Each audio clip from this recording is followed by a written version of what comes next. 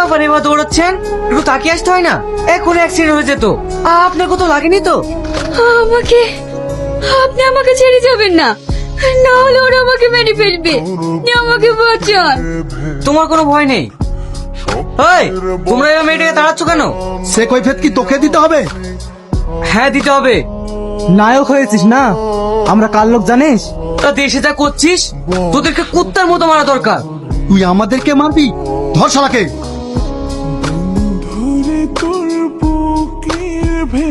যদি না থাকতেন তাহলে আজ আমার সর্বনাশ হয়ে যেত। ওরা তোমাকে ওইভাবে তাড়াচ্ছিল কেন? ওরা প্রধানের লোক, ওদের কথা মতো না মিটিং এ যায়নি বলে তাই আজ আমাকে। ঠিক আছে, আমি বুঝতে পেরেছি। তোমার কোনো ভয় নেই। যাও, তুমি বাড়ি চলে যাও। আপনি যদি। ঠিক আছে, চলো। আব্বা। কিরে শ্রাবণী, কি হয়েছে তোর? স্যার, শ্রাবণী তাহলে আপনার মেয়ে? হ্যাঁ, আজ যদি না থাকতো তাহলে আমার। আহিন, তুমি আমার ছাত্র, এটা ভেবে গর্বে বুকটা আমার ভরে যাচ্ছে। না না স্যার, এটা তো আমার কর্তব্য, যেটা প্রত্যেকটা মানুষের করা উচিত। তুমি যে প্রধানের কথা মতো সব খুন খারাপি করে বেড়াইছো, পুলিশ তোমাকে তন্ন তন্ন করে খুঁজছে। ওই প্রধান তোমাকে বাঁচাবে তো? দাদা বাঁচাবে না তো তুই বাঁচাবি নাকি? পুলিশ আমাদেরকে ছুতেও পারবে না। সাল্লু, সাল্লু, তার পালানোর চেষ্টা করবি না, বাইরে আয়। স্যার, আপনারা? এবার টের পেয়েছিস তাই না? চল গাড়িতে ওঠ। স্যার, আমাদেরকে ধরছেন কেন? আমরা কি অপরাধ করেছি?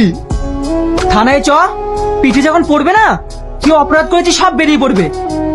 প্রধান সাহেব, আমার স্বামীকে থানায় নিয়ে গিয়ে প্রচন্ড মারধর করছে, আর আমার স্বামীকে আজকে চালান দেবে বলছে। আপনি কিছু একটা করুন প্রধান সাহেব, আপনি কিছু একটা করুন। আপনারা কারা? আপনাদের কাউকে তো চিনতে পারছি না। চিনতে পারছেন না মানে? আমি সূর্যর স্ত্রী, আর আমি সালুর স্ত্রী। অন্যায় করলে তো পুলিশে তুলবেই, তাতে আমার কি করার আছে? আপনি কি করবেন মানে? আমার স্বামী তো আপনার কথা মতো সবকিছু করেছে। কি সব ভুলভাল বলছেন? যান তো এখান থেকে। জানো শাহিন, কাল 15 আগস্ট স্বাধীনতা দিবস। শুনেছি নাকি আমাদের দেশ স্বাধীন দেশ। কই, আমরা তো কোনো স্বাধীনতা পাইনি। পার্টির কিছু নেতারা নিজের সিদ্ধি সাধনের জন্য সাধারণ মানুষকে কুলো বলদের মতন খাটাচ্ছে। আমরা ইতিহাসে পড়েছি ইংরেজরা আমাদেরকে ভীষণ অত্যাচার করত, সে অত্যাচার এখনো রয়ে গেছে। তাহলে স্বাধীন কি করে হলো? তুমি ঠিকই বলেছো শ্রাবণী, আমাদের মতো কিছু যুবক দিকে সংগঠিত হয়ে অত্যাচার থেকে বাঁচতে হবে আর করতে হবে স্বাধীন দেশ।